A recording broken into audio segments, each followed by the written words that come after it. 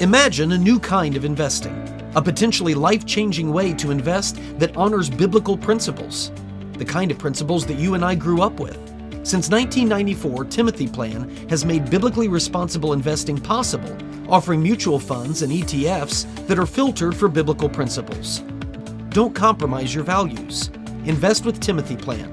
Ask your financial advisor or call Timothy Plan at 1-800-TIM-PLAN. Again, that's 1-800-846-7526 and discover what it means to be a biblically responsible investor.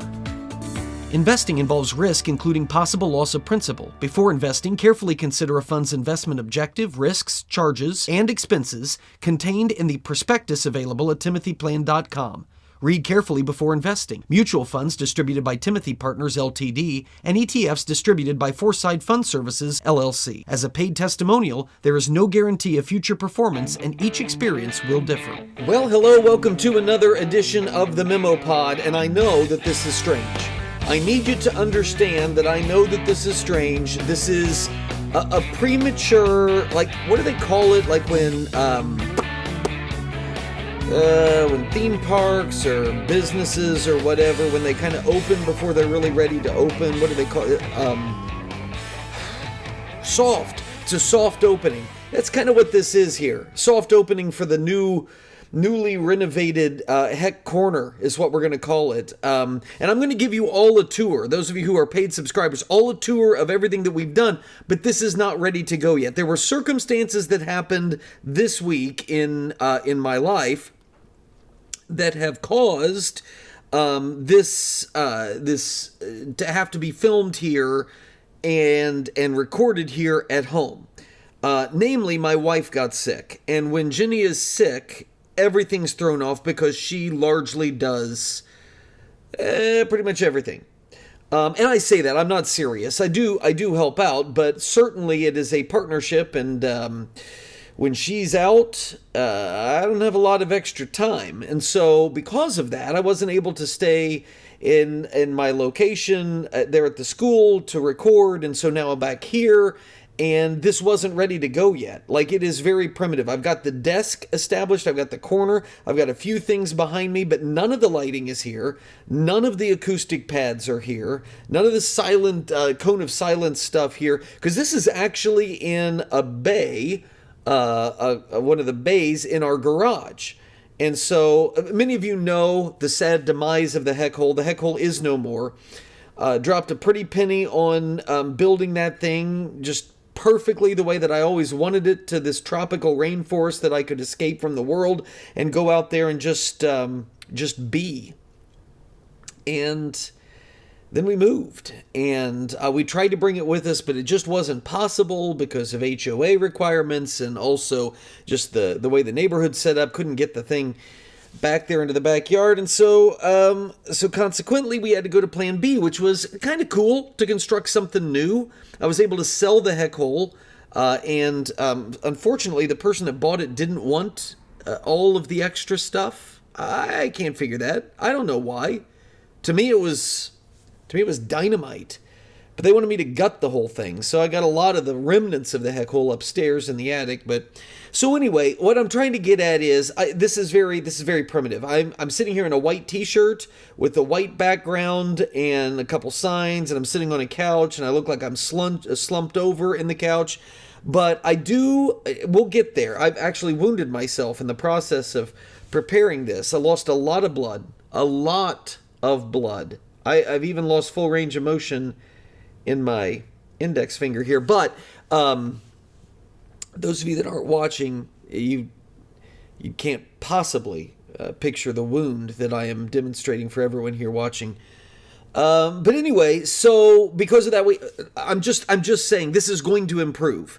Now, here's the thing. It's probably not going to improve before next week. And here's why. Because next week, I'm gone all week with my family, but I'm not going to leave you hanging. I've got enough stuff that I want to talk about on the MemoPod this week that I'm going to have stuff left over that I will then talk about on the MemoPod next week. So I'm just issuing my standard whenever I do this, whenever I pre-record a week early to be able to have something when I'm gone on vacation or I'm gone with the family or I'm going on a speaking trip, if I ever pre-record early, I always have to give the caveat. I always have to say, if something big happens, like if China invades Taiwan, or if the Russians drop nukes on Ukraine, or if, God forbid, some leading American politician suffers some sort of tragedy, I am not going to be covering it on next week's MemoPod. If that happens in the next 7 days, I'm not going to be covering it because this is all going to be pre-recorded. But because of that, that means I'm going to be back here for that one. I will not be wearing the same thing because I'm not going to record it the same day. However, it will be here in probably the more primitive look of all of this. But I'm telling you, the wheels are in motion. The lighting will be here. The sound equipment and acoustic pads will be installed. The lighting behind me, so it's not as drab and dreary and weird back there, that will be there. So it's all, wheels are in motion. Wheels are in motion, and we will get there. Okay, so I wanted to start with this on the MemoPod this week. For those of you who are paid subscribers, I've got a couple things that I want to get into specifically in the second half. Some stuff on Tucker Carlson, and I know that some of you are big fans of Tucker Carlson, and some of you, like me, have very much appreciated a lot of what Tucker Carlson and I go way back, and so I've got some thoughts that I want to share with you on Tucker and what is going on with Tucker, but that's going to be a conversation I'm going to have with the paid subscribers in the second half, because I got some concerns, and I want to discuss those with all of you. So that's what comes up in the second half. I want to start off this portion, the free portion of the MemoPod this week, by simply issuing a big thank you. I feel like I have not done this to this point, and I need to. I have always felt this great deal of gratitude to a rocker, kind of a folk rocker by the name of Neil Young. I don't know if you know who Neil Young is. Some of his hits, some of you might know, but you may not know. Depending on your age, you may not know Neil Young. I don't want to issue him a thank you because his music has inspired me. It never did. I would not be among those that would be a Neil Young fan. On my playlist, you're not going to find Neil Young. So why am I issuing him a thank you? Why do I feel a debt of gratitude? Because it was his insolence, his hatred of the American South, specifically the state of Alabama, that provided inspiration for one of the greatest classic rock songs of all time.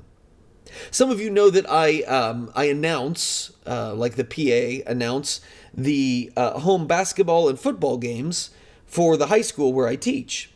And because of that, because we're a smaller high school and so we don't have a full staff to do all these various tasks and responsibilities, and the fact that it is high school and not college or pro, I am oftentimes tasked with, when the band isn't there, when the marching band isn't there for the football, or the pep band isn't there for the basketball, that I got to keep the crowd lively with some music. So I got a playlist on my phone that I'll pull songs out.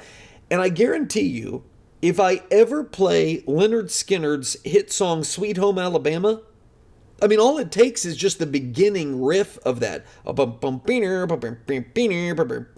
You know that. And it sounds just like that. All it takes is that. Crowd of both sides, home and away, they're on their feet. Everybody knows the song, everybody sings it. It's a classic. People love Sweet Home Alabama, as they should. There is a line in Sweet Home Alabama that I'm sure you all know because you all sing it, because you all know it, because it's a classic. But there is that line in there that's an homage to Young's role in this song. You remember the line? I hope Neil Young will remember. Oh, before that, it says, I heard old Neil put her down. I hope Neil Young will remember a Southern man don't need him around anyhow. You know that line. So that's what I'm saying. He was the inspiration for this great song, and I don't think I've ever properly thanked him because I love the song Sweet Home Alabama. which I'm sure somebody at some progressive site has already gone into great detail about how the song is troublesome, how it is probably dripping in racism, and anybody who knows it or sings it, they themselves are in fact racists. Here's the deal, I'm not, so whatever. I like the song. Anyway, some of you may not know that Neil Young actually apologized for his treatment of his countrymen from Alabama.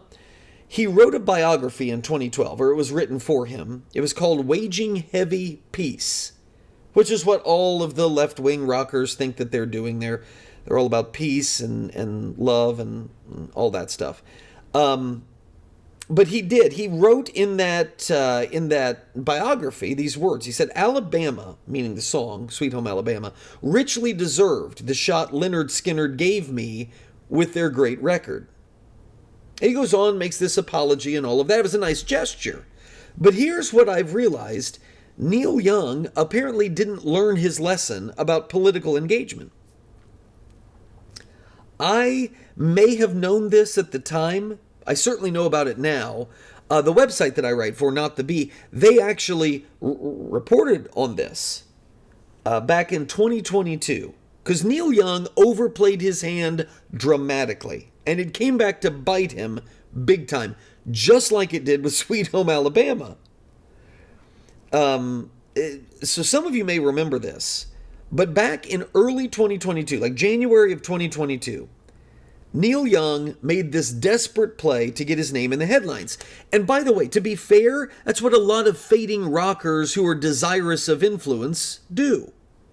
Okay, it's what you do. You take some profound stand that will earn you some immediate, even if it's fleeting, it's a surge of attention.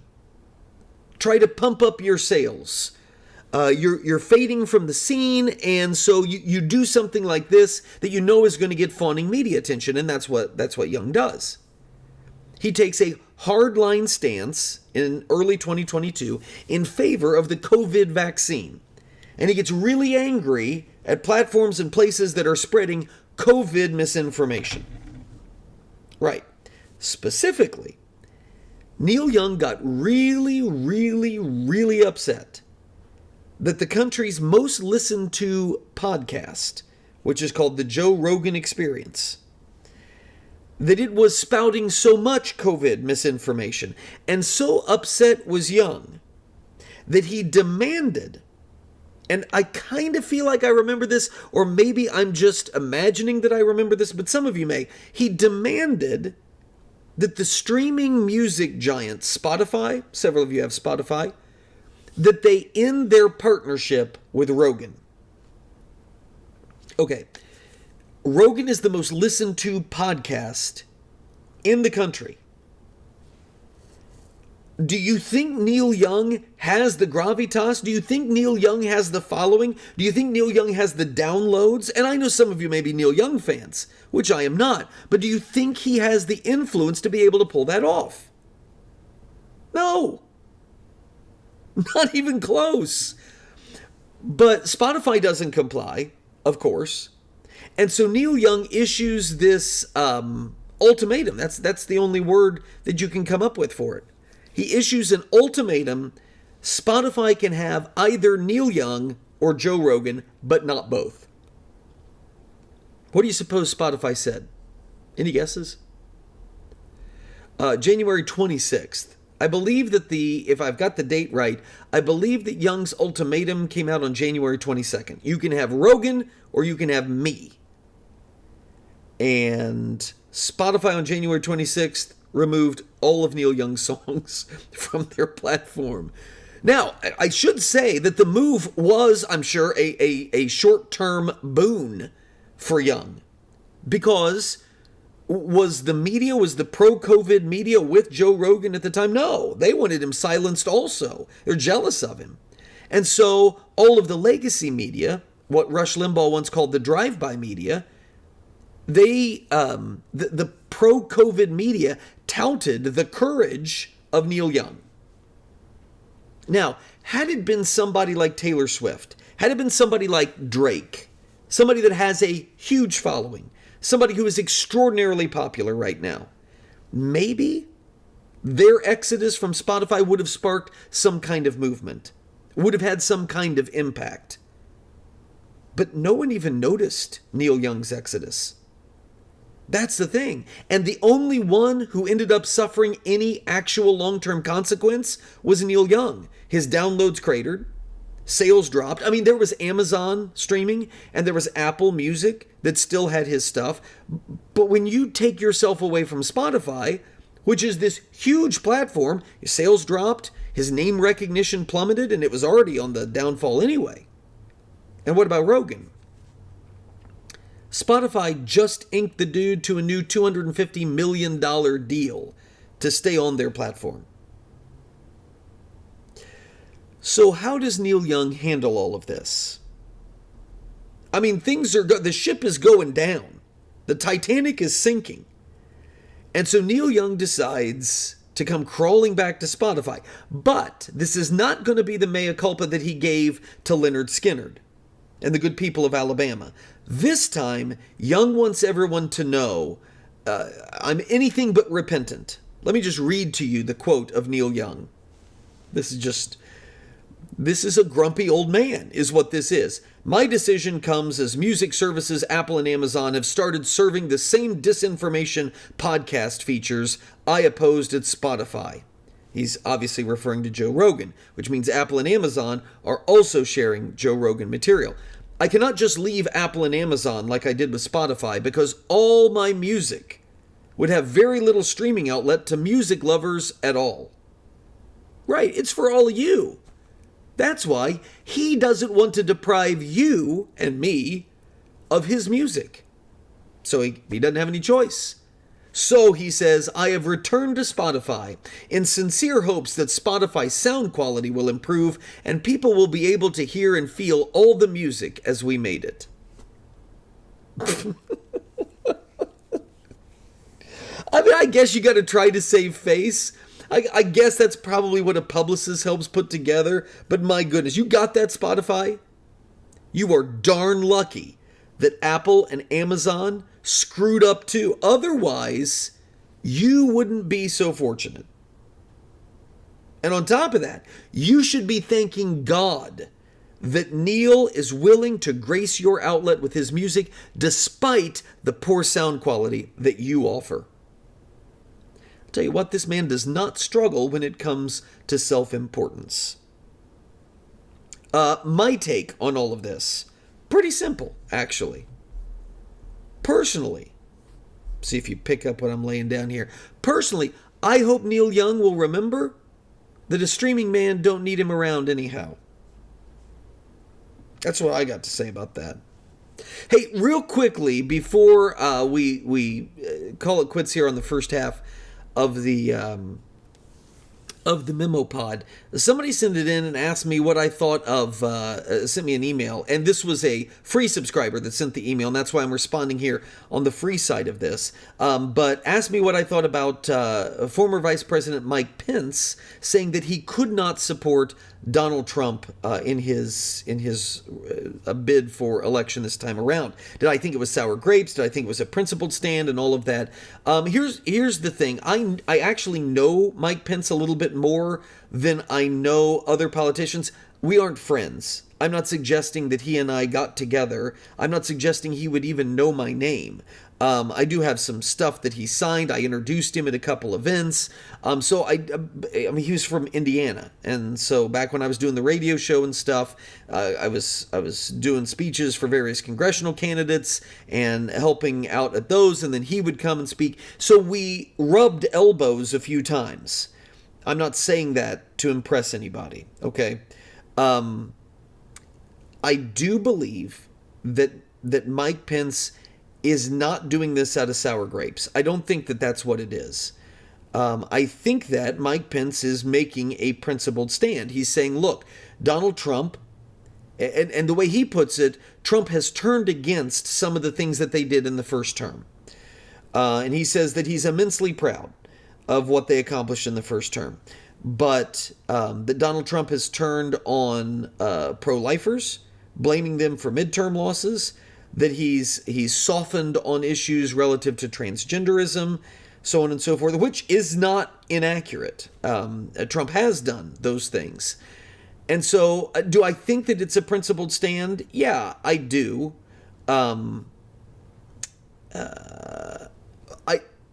I will also say, and this is just my personal take, I don't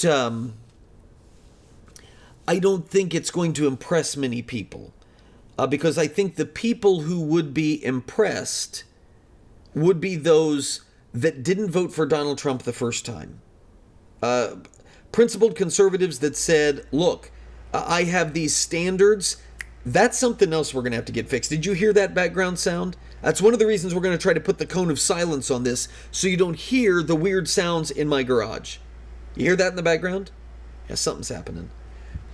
Anyway, okay, so the people that Mike Pence's move right now would appeal to, see if I can say this right, are those who believe that a principled conservative is in the right to not support Donald Trump. The problem is those principled conservatives who feel that way did not vote for Trump the first time around because of their principled conservatism. And Mike Pence joined that ticket. So the very people that he would be appealing to with this move are going to look and say, Mike, where were these principles the first time around? And of course, Pence would say back, well, Donald Trump was different then. I don't know that many folks are going to... I just don't know that many folks who are principled conservatives are going to buy that. I just don't. And I don't think they're going to be cool with the whole thing. So, do I think that it scores him any points? No. It'll get him interviews. And so if he's trying to be out there on the speaking tour, whatever, the speaking circuit, if he's wanting to get invited to face the nation and stuff like that, yeah, I think for a time doing something like this will work. But that's only going to ingratiate himself to leftists and not the people that I think he's trying to appeal to. So that's my take on the whole thing. I think that Mike Pence's political ship has sailed, and I think he knows that, and so I think that's what I think. That's it. In a nutshell, that's it. All right? Okay, so coming up in the second half, my take on Tucker. Some of the stuff that Tucker has been up to, some of the stuff that I'm sitting here scratching my head about Tucker being up to, and my history with Tucker. That's for our paid subscribers. I would love for all of you to join in on that, but in order to do that, you got to just take the risk. You know, you got to take the plunge. You got to just sink it, just go for it, man. You just go for it. And $10 a month. That's all it is. $10 a month, or you can do the $20 off if you do it all at once for the year. Just $100 for a year, and boom, you're golden. You get everything. The memo that comes out on Monday, the Bible teaching. We've got some stuff that's coming up soon. I'm telling you, soon. That will be discounted for you and all sorts of things like that. We're going to hit the ground running soon. I know I keep saying that, but you got to see, I've got a lot of irons in the fire, and getting this thing put together is big on the list, and it's just a lot. But anyway, so take the plunge, and then you can join in the conversation on Tucker and all that stuff that comes up next. If you're a free subscriber, you're staying that way, great, glad to have you. We'll see you next week for a pre-recorded one. Okay, pre-recorded. So don't hold it against me if I miss something. And for those of you who are paid subscribers, I'll see you right after this. The Memo with Peter Heck.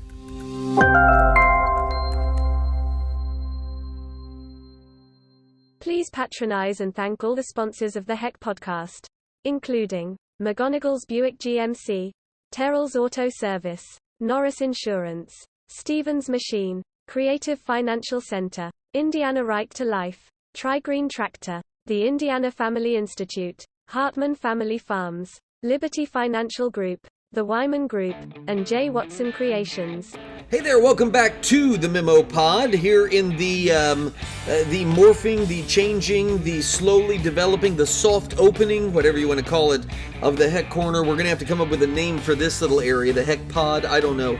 It is like a pod. Anyway, I can't do Heck Pod because that's what I used to call the podcast. Anyway, okay, so great to have you back. Thanks for being paid subscribers. Tell your friends. We'd love to grow our community, especially heading into this election year, because things are getting nuts.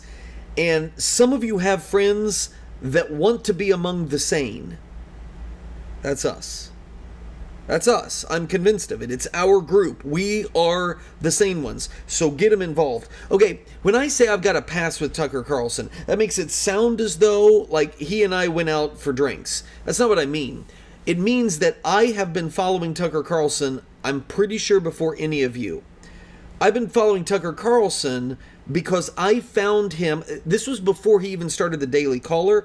I was at a CPAC, had been invited to go out there. This was early on in the radio show, back when I thought that American Family Radio was going to have me on all of their stations. They actually had me come all the way out to DC and paid for my hotel room for me to go out there and to do a radio show from them from CPAC. And while I was out there, this virtually unknown dude, Tucker Carlson, was able to do a panel conversation. And then, after the panel conversation, he got up and kind of spoke at the microphone. Now, there were probably 10 people in the audience at the time, but I remember he got booed because he was saying, you know, what conservatives need is their version of the New York Times. They need a well-respected, and the moment he said well-respected, he got booed. And he said, what, you don't think the New York Times is well-respected? No, boo, boo. And what Carlson was trying to say was, people, when they hear New York Times, they're going to take it seriously. Now, you can debate whether or not that's still true, but it comes with an air of credibility, and that's what Carlson was saying. You don't just want to be a bunch of, well, I read on Bob's blog that blah, blah, blah, blah, blah. You want Daily Wire to be recognized not as a blog, but as a legitimate news organization, or The Blaze. You want it to be recognized as a legitimate news organization if it's going to be, on your side. And so that was Carlson's thing. He got booed and all of that. And so that's what I remember him from. And it's been amazing to me to watch Tucker Carlson go from kind of this independent, maverick-minded guy into a stalwart and most trusted name in conservatism, to then being booted from Fox News into kind of being this maverick again, except now kind of co-opting himself to whatever the most bizarre, outrageous position may be, just because it's going to draw attention. Let me approach it this way. I, like a lot of other conservatives, people that have conservative politics, I have applauded Tucker Carlson for years. Some of his moments when he was on Fox, they're classics. And I don't think anybody was better. He went after the left's sacred cows more so. He's got that condescending smirk, the indignant chuckle. I mean, it quickly made him... Everybody wondered, well, what's going to happen when Bill O'Reilly left? Because Bill O'Reilly was the king, that perch atop cable TV. Nobody can replace Bill O'Reilly. And Tucker Carlson blew out of the water whatever it was that Bill O'Reilly once did. So then when he left Fox, the circumstances of his departure, it made me hopeful, because I feel like Fox has kind of sold themselves to the corporate media model in many ways. And they humiliated themselves with some of the stuff that they did.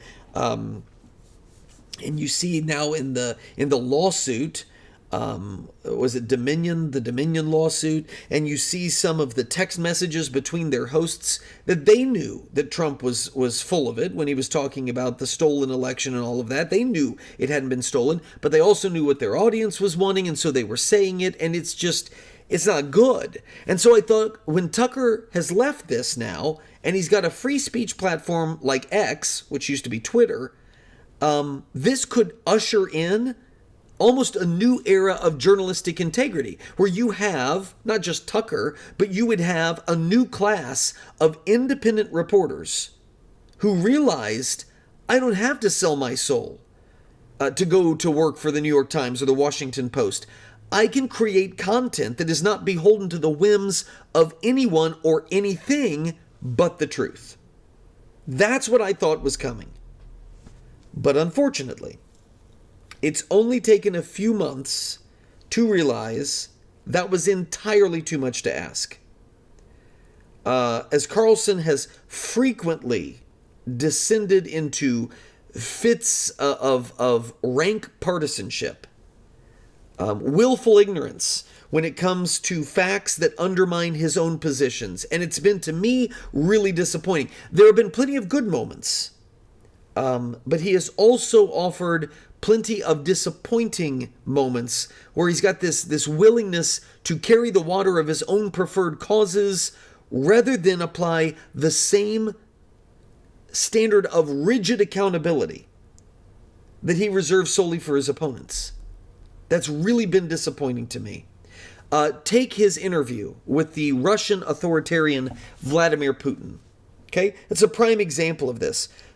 Carlson prides himself, and many of you who have followed him know this, he prides himself on undermining government conspiracy theories, state propaganda. And here he is in Moscow with an authoritarian, a true authoritarian, KGB, Vladimir Putin. And he becomes a willing proponent of the same thing that he opposes from U.S. media sources. He goes and touts Moscow and openly promotes this bizarre theory that Russia is some bastion of prosperous free enterprise. Here's what Dan McLaughlin observed. Listen to this quote. This is how I felt. He worded it perfectly. Here he is in the capital of an authoritarian state run by a master of real conspiracies, and Tucker just swallows whatever the official institutional propaganda line is. Like he's a gullible professor of literature with a Shea poster on his wall, taking a tour of the USSR and parroting whatever he's told by the graduates of Patrice Lumumba University. And now, after the Putin thing, there's the TikTok issue. Just a few years ago, when Carlson was on Fox, he was on board. When it was Donald Trump's idea to ban TikTok, Carlson was on board with the idea. He thought the government needed to ban this social media giant because of its ties to the CCP, the Chinese Communist Party. He promoted President Trump's proposed ban on multiple occasions, and he did it for all of the reasons that Marco Rubio outlined in this clip with Tucker Carlson. Take a look. TikTok turns out to be by far, didn't know this actually, the most popular social media app in the United States. But the problem is it's owned by a Chinese company controlled by the Chinese government. And it is for that reason a major security risk. Not only does it disseminate propaganda, it hurts the country, it also apparently is used for spying. So the governments of a couple of states have already moved to block TikTok on government devices. Now, a U.S. Senator from Florida, Senator Marco Rubio, has introduced legislation to ban TikTok. Senator Rubio joins us tonight. Senator, thanks so much for coming on. So Republicans, conservatives are generally against banning private companies. Tell us why we should ban TikTok, if you would. Well, what we ban is their ability to make money in the country. And the reason is because it's basically a wholly owned subsidiary of the Communist Party of China. You know, one thing, it's not about the content, ultimately. I mean, we have free speech in this country. It's about how the data that's on it is being used. So that's number one. Some people would say to me, well, what do we care if the Chinese government has access to the data on the phone of a 16-year-old teenager somewhere in America? It's not about the 16-year-old teenager. It's about millions of 16-year-olds, 17-year-olds, 30-year-olds, people that are on there dumping all kinds of data that the government of China gets access to on location, your pictures, your text, your consumer behavior, what the algorithm is learning from you. And then the other thing is, and this is what's really stunning to me, the Chinese tried to interfere in our midterm elections. They were putting out videos discouraging people, and they were using the algorithms to do this, discouraging people from voting on a bipartisan basis or nonpartisan basis. And that's why I tell people, if TikTok was a Russian company, there would be an FBI raid of their headquarters. At least they would be calling for it on the left. So I think everyone agrees they're a privacy danger to America, to our national security. We shouldn't have the Communist Party of China having access to a treasure trove of American data that they can use to try to influence and divide us at the same time as they collect valuable information now and for the future. Well, yeah, we banned RT. I'm hoping that you're going to get at least one Democrat on your side on this, are you? I think we will. Look, I think we have a lot of Democrat support for the concern about it. You know, Mark Warner is the chairman of the Intelligence Committee. Him and I sent a letter together asking the Justice Department and the intelligence agencies to speed up this review. But I don't think anything's going to come of it. I really don't. I don't think at the end of the day that anything's going to come of this security review or that anything they do will take care of this problem. I think we have to begin with a very basic principle. Companies under the control of the Chinese Communist Party should not have access, unfettered access, to the private data of millions and millions of Americans that they can then use against us for espionage, for foreign policy, for division. Thank you for saying that. And it's so crisply and nicely put. I hope you'll keep saying it. Senator Marco Rubio, Florida, good to see you. Thanks. I always say that, don't I? I always say, take a look.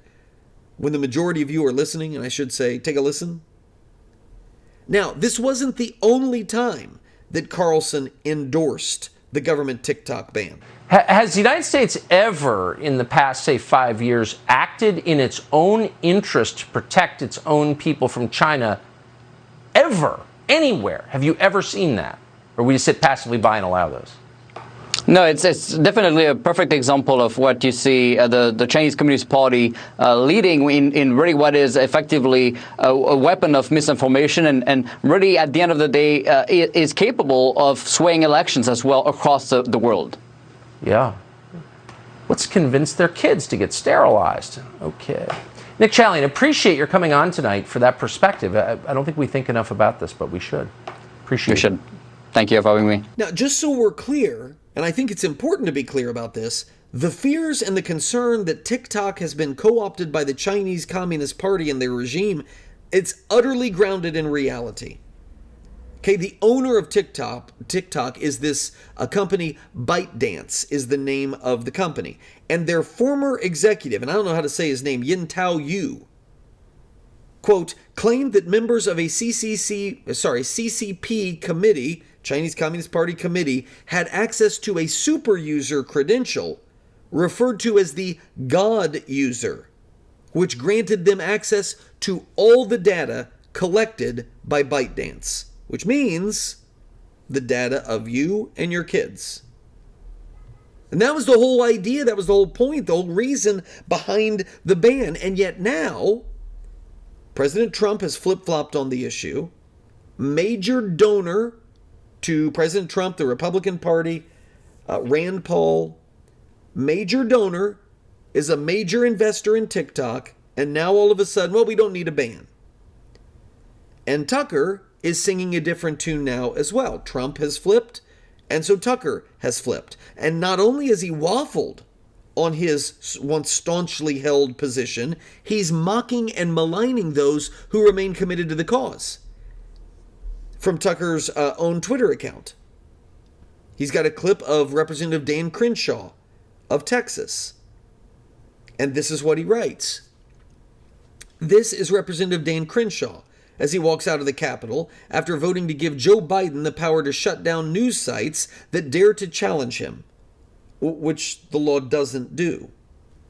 Crenshaw tells reporter Liam Cosgrove that U.S. intel agencies don't meddle in domestic news coverage, when of course he knows that's untrue. Watch his face as he says it. Liar. That's what Carlson says. Now, Crenshaw, of course, responded. I'm not going to take the time to read that. I don't have any strong affinity for Representative Crenshaw. Outside of his service as a former Navy SEAL and some initial fanfare when he got to D.C., I don't really know that much about Dan Crenshaw. But I find Tucker's selective outrage and his partial preferential accountability, I find it tiresome and I find it unbeneficial. Here's why I say that. I want you to consider Carlson's treatment of Crenshaw in light of Carlson's recent interview with Senator Rand Paul. Paul, who I like in many ways, has decided that permitting the communist Chinese access to American citizen user data and to go mining for more, Rand Paul has decided that is a matter of free speech. It is incredibly short-sighted. It's not even intellectually honest. Here's the observation that an online commenter, A.G. Hamilton, and I follow his account, this is how he described this whole thing. And this is kind of where I am on this. Tucker Carlson interviewing Rand Paul about the TikTok discussion is a perfect example of what a dishonest fraud he is. I wouldn't go that far. But this is what's perplexing to me about Carlson. Forgetting the fact that they lied about the content of the bill and made stuff up, which Carlson actually did in that tweet that I just read you about Dan Crenshaw. The bill doesn't allow the things that Carlson was saying. Now, do you want to say that the government will go beyond the scope? Well, of course you can say that, but you can say that about any law. But that's not what Carlson's saying. Carlson's saying that the law specifically allows it, and so therefore Crenshaw is allowing Joe Biden to go in and shut down news agencies. That's not at all what the law allows. Not only did they lie about the content of the bill and make stuff up, but just the fact that they spent the entire discussion talking the motives of politicians supporting the bill while leaving something out. TikTok's biggest investor has donated millions of dollars to Rand Paul. Let me say that again. TikTok's biggest investor has donated millions of dollars to Rand Paul. By far, Rand Paul's biggest donor. And Tucker didn't even mention it. Didn't ask him anything about it. Now, can you imagine if that was somebody that Tucker disagreed with? Would he mention it? Would he talk about it? Well, I think so.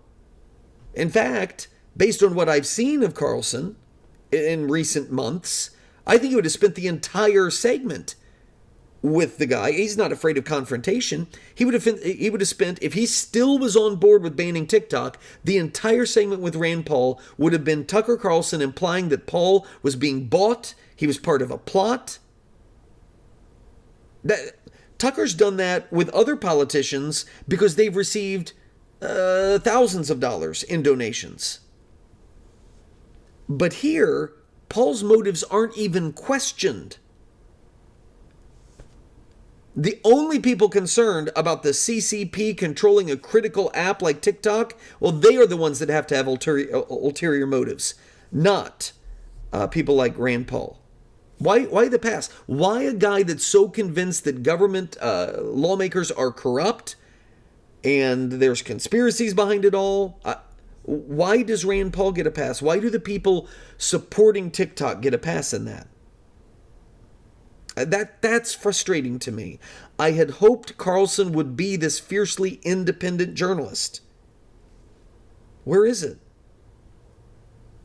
My perhaps cynical take is that Carlson has successfully marketed himself as a professional martyr for the cause of honesty in media, and it's a reputation that he has parlayed into a Twitter gig as some fiercely independent maverick journalist. And it seems that he may be finding it's more lucrative to play the role of a one-sided propagandist. And that to me is really disappointing. Really disappointing from the guy that I saw on that stage all those years ago, and who I think is extremely talented, but is sending it down a path that to me is disappointing. And to me, doesn't differentiate himself. It kind of goes right along with what we've come to expect from media. Interested in your thoughts? You can send them my way, peter@peterheck.com. That is peter@peterheck.com. Would love to hear from you. I don't want any kind of comments on the whole layout here because it isn't done. Once I get it done, I'll give you the tour and then I'll welcome your thoughts and suggestions. Okay? Deal? Good. Appreciate y'all being part of this. I will be gone next week, but still, you'll be getting the memo, you'll be getting the Bible teaching, and you'll be getting a memo pod. Okay? Done. Absolutely. Because you're great. And so I want to live up to those expectations and that standard that you have set. And so until next week, I bid you good night.